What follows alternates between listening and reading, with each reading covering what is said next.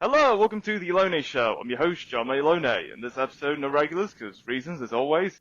As for our guest, he was a farm boy in Indiana living in Villa Rica in Carrollton, Georgia.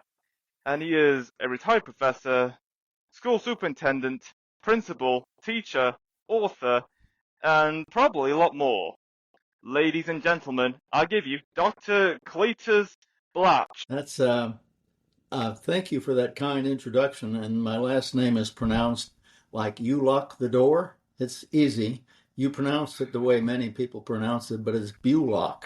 Bulock. Like you lock the door. Put a B in front of it. Ah, right, okay, Bulock. That makes sense. But you can So, call me Dr. Cleet. Forget that last name. alright, Dr. Clee. So, how's life? Oh, it's fantastic. I'm 85 years old. I play golf 2 to 3 times a week. And yesterday I almost shot my age. I'm 85 and I shot an 87. Okay, nice. Is there anything you're working on or up to recently? Ask that question again. Is there anything you're working on at the moment or up to recently? Oh, yes. I'm working on a manuscript to publish a new typology of power. The original typology of power was in the 1950s by French and Raven. It was 5 forms of power, and my new typology has 9 forms of power. Whether people realize it or not, power is always used to control somebody or to motivate them. Something has to be used to motivate people or to control them. And your original interest was conspiracy theories, right? Yes, that's one of them. Yeah. Well, in a conspiracy, you have to get control of what's going on in the country or agency that you're wanting to get information from, or, you form a conspiracy to find out what's going on there, right? Yeah, absolutely. Okay. Well, there's one form of power, many forms of power that are used to get what they need, why they're conspiring to get something. Yeah, that's so true. I don't know. Where do you want to go from here? And Uh, what do I call you? uh, Jame Alone. What's the name? Jame Alone. So I just call you John? Yeah, Okay, John. Good. Where do we want to go, John? uh, go with the flow, I guess. We can continue Okay. with the discussion we have right now. Okay. Great. Oh, now at 85, this is about all I do. I give back to graduate students who are working on their doctorate degrees. I share my books with people who are teachers. Basically, I give back. I rarely charge. I haven't charged for anything in years. I just give it back free. I try to be a service. Good, sounds great. If you could, So, other than that, I garden, I golf, I fish, and I get on radio talk shows like this and share information. I've got a website, and I have a Facebook page, Improving Our Schools, and I have a LinkedIn site where I share issues on how to improve schools. And on LinkedIn, it's basically all about leadership, because LinkedIn is a group of professionals who are all leaders in their own right, and things get suggested there on how to be a better leader. And I share my thoughts on that site as well. if you could live anywhere in the world, where would it be? I've thought about that, and I'm thinking more and more about it with the fiasco that's going on with our elections here in the United States. The people who are up for president have never been more controversial, never been this controversial. You've got a person who is extremely liberal, who has a past record of failure, who is so unbelievable that they're running her for president, and then on the other side, you've got somebody they just tried to kill him. His enemies are tenfold, including the news media and judges and prosecutors and district attorneys. It just seems ridiculous that we are voting for two people to be president in the United States, both of whom um, both of whom both of whom everybody doesn't want to be president. And yet you have the same number of people, crazy people, I say, who want them to be president. Does that make any sense to you? I mean, you're over there in England. What are your thoughts on the fiasco that's going on here in the United States? Well, a lot of what's going on in the US is absolutely crazy, and yes, I understand the craziness that goes with it. But of course, given that the system that the US has between Republicans and the Democrats, what the choice is there? And if there are someone else that isn't from the two parties wanting to become president, it takes a lot of funding and campaigning and enough marketing and promotions for them to get to the same level as a Republican or Democrat candidate. That's right. And and the whole thing boils down to the nine forms of power. And maybe I think that's probably where we want to go with this because, I mean, you see what's going on in the world, Iraq, the Middle East, Putin, and Eastern Europe, and China, and North Korea. And the whole thing boils down to the nine forms of power. What are they used for? They're used by leaders or anyone, any common person. Anybody listening out there uses a form of power every day because they want control of their life. They want people to do something, so they use a form of power. And most people don't know, have never thought about what form of power am I using? Like right now, we're using a form of power. It's information power, right? Yeah, of course. With this information, we are controlling people in a way because when they hear this, they say, oh, gosh, I never thought about that. You're right. I see why information is so important. And of course, you look at the news media, the TVs, and the phones and the social media, everything is information. So information is the most widely used form of power. Well, if that's a form of power that motivates somebody to do something or controls them not to do something, what are the other eight forms? Have you ever thought about that, John? No, I've never thought about that. Well, you want to get into that? Oh, yes, absolutely. Okay. Well, there are two kinds of power that can be used. One is freeing, and the other is controlling.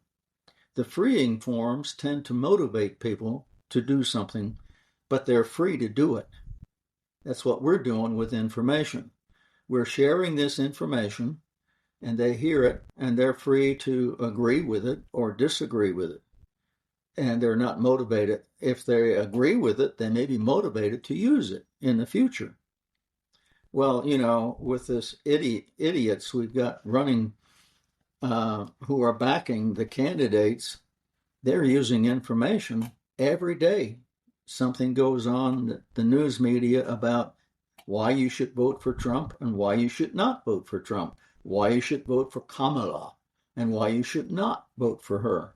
And we are free to take that information and make our decision, right? Yes, of course. Okay. Then on the news media, another form of power is expertise. If a person is expert at something, you watch them do something and you see, oh, yeah, I saw how they did that. And they say, well, if it worked for them, I'm going to do that because I want to be as good as they are. So in my golf game, I watch people play golf in the various tournaments and in the Olympics and so forth. And I say, oh, I like that swing. I'm going to try that. So that's another form of power. When you see somebody do something and they're an expert at it, you try to model that. How does that make sense to you? Yes, it does. So that's another freeing form of power. You don't have to do it, but it motivates you. Well, now here's the biggest one in the upcoming election. It's called personality. If somebody likes you and you ask them to do something, what do you tend to do, John? You do what they say? Yeah, sure. Why not? You like them. Well, what? How many people don't like Trump? How many people don't like Kamala? And then you've got this crazy MAGA movement where these thousands and millions of people love Trump. And then you've got these other groups that love Kamala, the transgender, the crooks, the attorneys, people who don't want to go to prison, and the people who want to come across the border, and on with the left wing population in our country, the Bernie Sanders group, who love the fact that she is at the top of the list when it comes to the things they want. So they like her. And they're going to vote for her. Millions and millions of people on both sides. So personality power is a form of power, right? Yes, it is. And look what the news media is trying to do to us. They're publishing every day reports and stuff about why you should not like Trump and why you should not like Kamala, right? Yeah, of course. So you've got information power, which we're being deluged with. We've got expertise power, which we are being deluged with who's got it and who doesn't have it. Trump says he's got it and Biden didn't have it, and that's why the last 4 years were so bad. The guy doesn't know anything. He's stupid and on with what Trump says, right? Trying to ruin his expertise. And then you've got people who are building up Kamala to show you what a great attorney general she was in California and on and on. So you got the three forms of power, right? Yes, of course. Information, expertise, and personality, right? Okay, those three. There's two more. Mm-hmm. Well, here's probably the biggest one. It's called moral power. What's the right thing to do?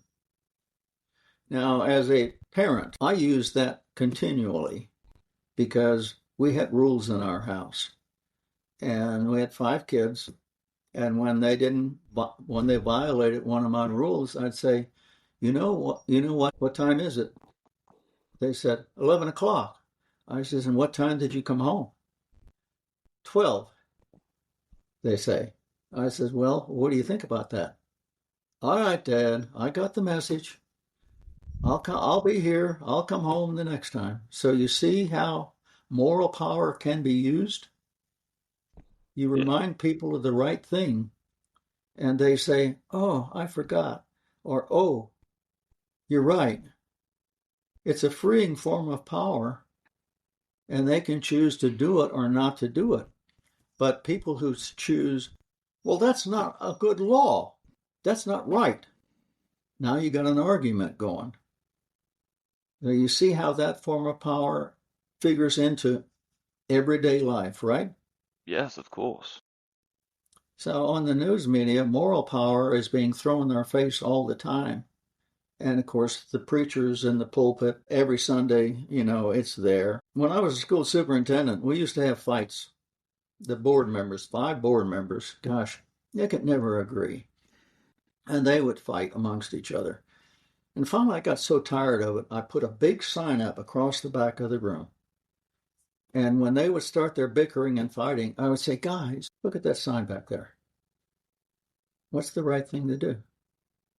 They'd say. And it just settled everybody down because now I had them thinking about what's the right thing to do here rather than what I want. Because what most people want is not what they need. And life's all about wants and needs, which gets into the other area that is so important. What are the 5 needs of all people, all humans? What is the need? Control is one of those needs. Every person has to have control of their life. But, some people are control freaks like Putin. And some people would say Trump's a control freak. But anyway, I'm digressing here. Where would you? Let's see. We haven't got the fifth form of freeing forms of power. We got information, personality, expertise, moral. And the fifth one is ego power. Trump uses it a lot. You notice when he does do you get to see any of his, when he goes online to promote his campaign speeches? Have you seen any of those? Yeah, I've seen a few, but I've also seen a lot of rallies he goes to. Well, somewhere in his speech, he always recognizes people in the audience who have done something for him or who are good people who espouse his message. Have you noticed how he does that? He'll look around and say, "Oh, and where's so and so? Oh, there he is. Hey, thank you. You do a great job." See how he Yeah, does that? he does. Yeah, And he's stroking egos. But what's he trying to do there? He wants them to continue to support him. So that's ego power. Now, um, there is a reverse form of that ego power. Coaches use it a lot, and I'm sure in the Olympics it was used a lot because coaches tend to stroke egos, right? They'll say, "You did such a great job on that the last time. I'm sure you're going to go up there and get that, and you are going to do it again. How do you feel about that? Coach, I'm ready." You see how that's used? Or they say, "You did such a great job on that the last time. How about helping me this time?" What are they going to do? yeah, They're I going to can help see you, that. right? Yeah, absolutely. Sure. So they're free. I mean, you didn't make them do it. But then there's the reverse ego stroke that many coaches use. And of course, I've used it in my life with my kids. I would say to one of my kids, I'd say, "Well, this is pretty difficult. You think you can do it?" So that's a reverse ego stroke. So you challenge their ability to do something. You think you can do this? Because their very question, what you asking there when you say, "Do you think," is there's some doubt in your mind that you can do it, right? That's why you ask the question, right? Yeah, of course. Okay, but when you use it, it's called a reverse ego stroke. And the kid looks at you and say, "What do you mean?" "Of course I can do it." It's the most motivational tool that can be used to motivate somebody because they say, "Yeah, of course I can do that."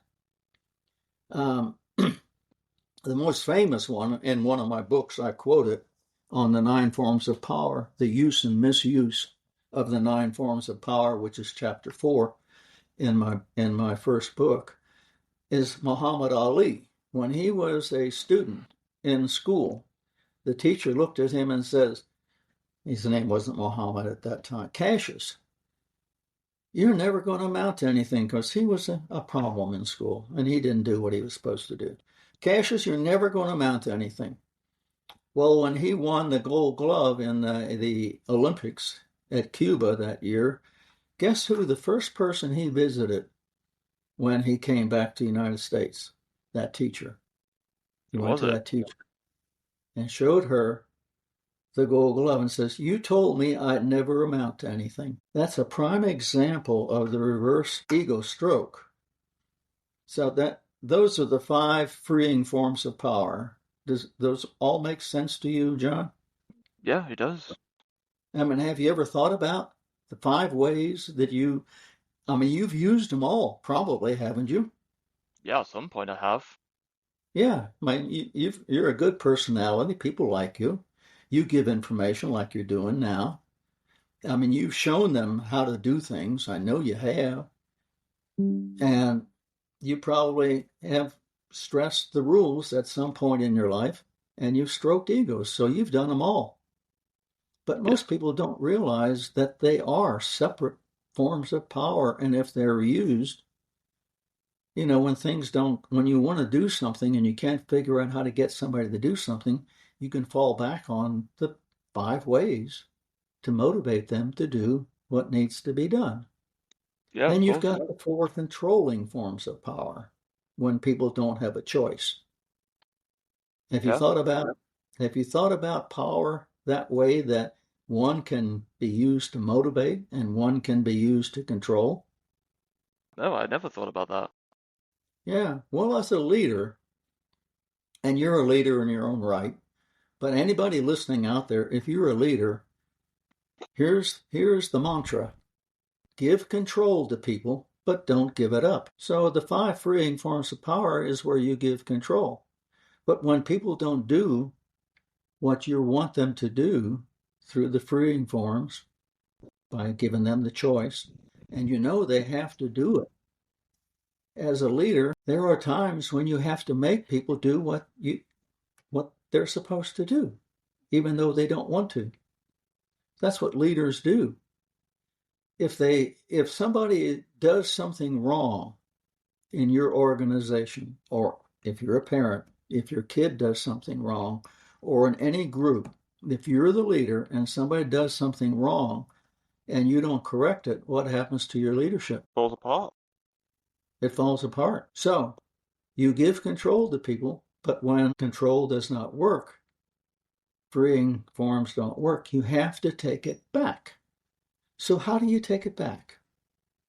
Well, the most likely one is position power. So if you're a parent, you have position power, right? Yeah, of course.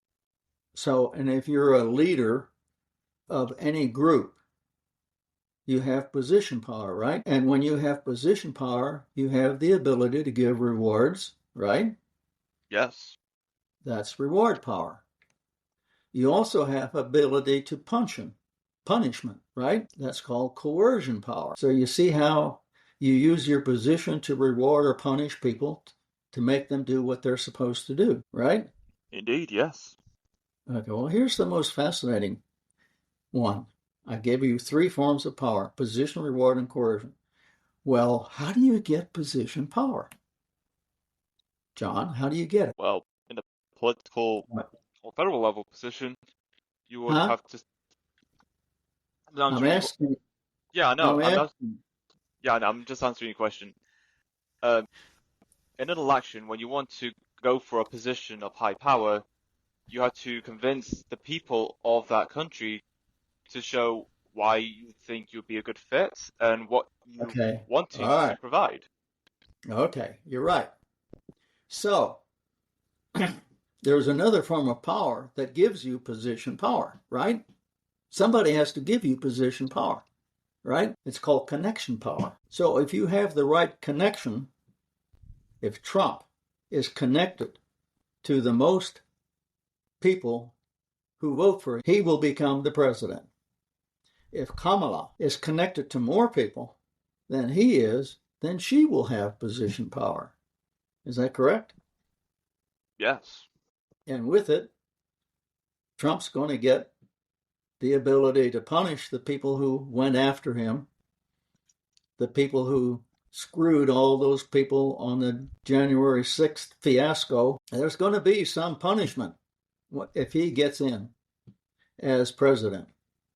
Now, if Kamala gets in, I'm sure there's going to be some punishment as well, because there are a lot of people saying nasty things about her, and she'll find a way to punish those people. That's just human nature. You can forgive, but you don't forget.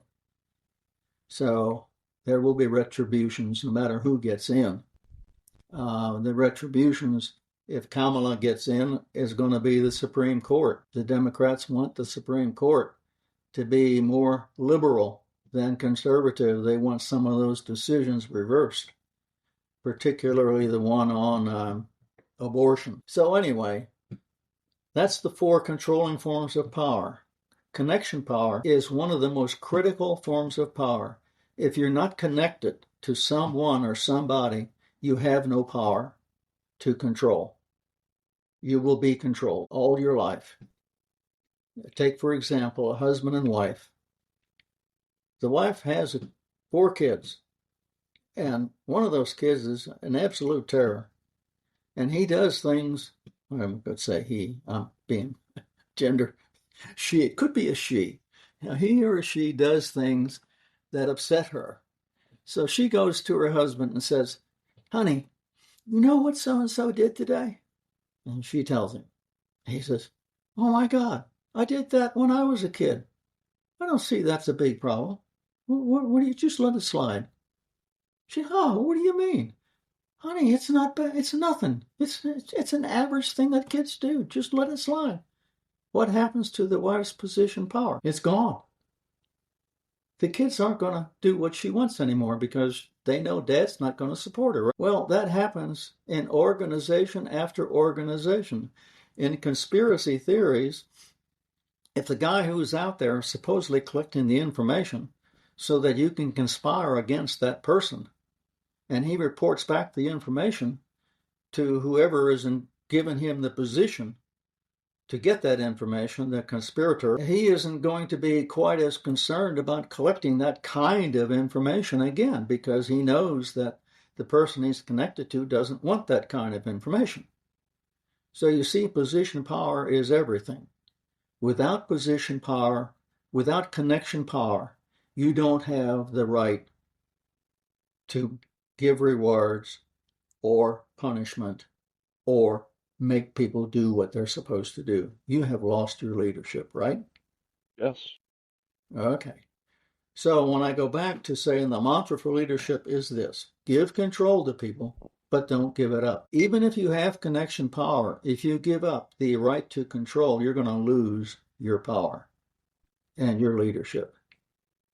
Where would you like to go from here, John? Well, I want to ask you on what was life for you growing up? Oh, well, I grew up one of 7 kids on the farm, and Dad had position power. Of course, he was the head of the household, and he would tell me what to do, and I always did it. He seldom used freeing forms of power because he had position power, and he just had to tell me what to do, and I had to do it. And if I didn't do it, I would regret it. He'd find a way to make me regret not doing it, so I would always do what Dad told me to do. It was work all day. You know, from the time you got up to the time you went to bed, you were always doing something. Of course, there were times when I could go play ball or hike or swim or fish. But, you know, those periods, and he gave opportunities for us to do that, but we had chores to do every day. I see. Probably, you know, sometimes people who are listening to us wonder, where does this guy come from? What makes him think of the way he does, you know? Well, my doctorate degree has a major in social psychology. Social psychology is the study of why do individuals behave the way they do in groups. Psychology is the study of why people behave the way they do. Sociology is why groups do what they do. Social psychology looks at how a group impacts the individual and vice versa. So, in the United States today, starting with President Clinton, we talk about groups. This is the entire United States. What impact did he have on the entire United States? Well, one impact he started was dress down. Wearing a suit and tie, he started the movement of not always wearing a suit and tie. So the dress down culture that he started way back when has permeated our entire country now. When I go to church in the morning, I am the only person in our church, other than the deacons and elders, who wears a suit and tie because the dress down has permeated people going to church, people going to court, people wherever they go. They no longer dress the way they used to dress. Does that make any sense? Yes, it does. Well, that's social psychology. What is the impact of individuals on a group and vice versa? So Clinton started it as an individual and had this impact on the entire country.